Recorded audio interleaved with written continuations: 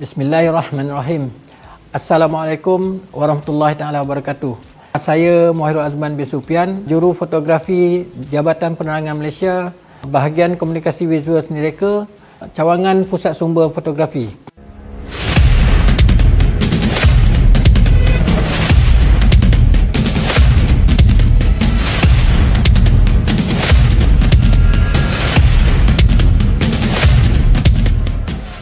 Hari ini saya ingin berkongsi sedikit pengalaman saya sebagai jurufoto. Pada tahun 1985, saya mula berhijrah daripada kampung Kuala Sayong, Kuala Kangsar, Perak ke Kuala Lumpur dan bekerja sebagai jurufoto kumpulan karang kraft Sindian Berhad di Taman Tun Dr. Ismail, Kuala Lumpur. Di situlah bermulanya saya menceburkan diri sebagai jurufoto. Sebetulnya saya tidak ada pengalaman sebagai jurufoto yang belajar secara formal. Cuma saya belajar melalui rakan-rakan dan tunjuk ajar oleh senior fotografer yang lain di kumpulan karang kraft. Alhamdulillah, Abdul Rahman Yusof ataupun Man Toba pada ketika itu memberi kepercayaan kepada saya menjadi tugas sebagai darkroom man, iaitu mencuci gambar hitam putih di dalam darkroom. Pada ketika itu, kerja-kerja sebagai mencuci gambar ni bukan ada sistem yang formal. Saya ketika itu belajar cuma melalui orang-orang lama dan secara manual. Pengalaman saya mengambil gambar sebenarnya banyak belajar daripada sebagai darkroom tadi. Kerana di dalam bilik gelap itulah saya mencuci dan mencetak semua gambar-gambar yang dihasilkan oleh jurufoto kumpulan karang kraft yang terkenal seperti Man Toba, Baki Ali, Aziz Jantan, Zulkifli Wahab, Rosli Klewon, Man PI. Jadi semua gambar-gambar mereka yang mereka hasilkan, saya lah orang yang mencetak dan mencucinya.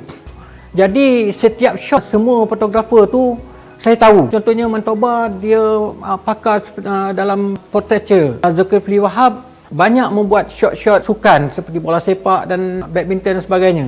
Jadi di situ selama lebih kurang 2 tahun setengah setelah berkecimpung sebagai pencuci gambar hitam putih, saya ditawarkan menjadi cadet fotografer di kumpulan karang kraft. Lebih kurang setahun setengah saya menjadi cadet fotografer. Pada ketika itu gajinya pun bukanlah tinggi sangat, lebih kurang RM400 saja. Setelah setahun setengah saya menjadi cadet fotografer, saya mendapat tawaran daripada Jabatan Perkhidmatan Awam di ROC pada tahun 1991. Pada tahun 1996 saya melanjutkan pelajaran, dapat offer daripada UiTM Shah Alam dalam bidang fotografi. Di situlah bermulanya saya belajar secara formal sebagai jurufoto.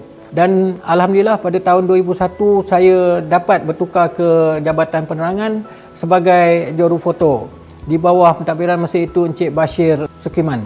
Di Jabatan Penerangan ini kita membuat kerja-kerja seperti merakamkan gambar portret Tuanku SPP Agong, Tan Sultan dan Perdana Menteri, Timbalan Perdana Menteri, ketua jabatan. Inilah skop kerja kita yang kita lakukan di Jabatan Penerangan. Dan inilah bidang yang saya rasa benar-benar bersesuaian dan kena dengan bidang fotografi yang saya pelajari. Salah satu pengalaman tidak dapat saya lupakan ialah ketika ditugaskan untuk membuat portret Tun Dr. Mahathir sebagai Perdana Menteri yang ke-7. Jadi apabila kami ditugaskan untuk merakamkan portret rasmi beliau, saya bersama kru membuat persiapan begitu rapilah kerana ini bukan calang-calang kerja.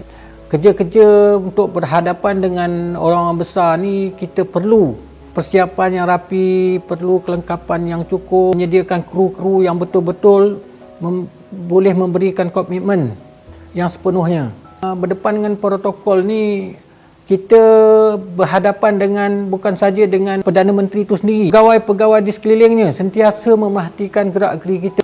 Setiap laku kita dipantau. Sebelum pergi itu, ketua kita seperti Ridwan Mat Saleh, beliau akan memilih kru-kru yang sepatutnya untuk membuat kerja tersebut. Kita akan tentukan siapa orang yang akan membuat rakaman sebagai shooter, siapa yang akan membuat adjust, mana untuk memberi arahan kepada Perdana Menteri itu bagaimana dia punya posisi kedudukan dia. Siapa yang perlu buat setting untuk lighting. Kalau gagal, kita nak buat reshoot, maknanya nama jabatan akan jatuh. Kita pergi tu mesti hasilnya yang terbaik. Alhamdulillahnya saya ditugaskan untuk menjaga imej, membetulkan bagaimana pakaian dia, bagaimana cara duduk dia, bagaimana cara berdirinya, imej wajah dia, senyum dia. Jadi sayalah yang memberi arahan untuk rakaman tersebut. Sepanjang perkhidmatan saya berpeluang membuat liputan antarabangsa di Trinidad and Tobago, persidangan COGEM. Dan alhamdulillah ketika persidangan itu juga dihadiri oleh Ratu Elizabeth. Kita juga di Jabatan Penerangan ini membuat liputan presiden ataupun pembesar-pembesar negara luar yang datang berkunjung ke Malaysia. Dan kita akan menyediakan album untuk diserahkan ketika beliau berlepas pulang. Sebagai media resmi, Jabatan Penerangan juga diarahkan untuk membuat liputan pertabalan yang di-Pertuan Agong, sultan-sultan dan juga raja-raja. Di samping itu, kita juga ditugaskan untuk membuat album sepanjang majlis pertabalan tersebut. Antara lain, tugas kita di Jabatan Penerangan adalah untuk membuat liputan Hari Kebangsaan seperti Hari Merdeka, di mana Hari Merdeka ini Jabatan Penerangan akan menjadi media resmi. Kita akan menyediakan gambar-gambar untuk agensi-agensi akhbar yang lain. Harapan saya, semoga orang ramai mengetahui peranan unit foto Jabatan Penerangan dan Perpustakaan Foto Jabatan Penerangan Malaysia, di mana juru foto Jabatan Penerangan inilah yang merakam sejarah negara, dan khazanah-khazanah tersebut tersimpan di Perpustakaan Foto Jabatan Penerangan Putrajaya. Orang ramai diseru berkunjung ke Perpustakaan Foto Jabatan Penerangan. Sekian, terima kasih.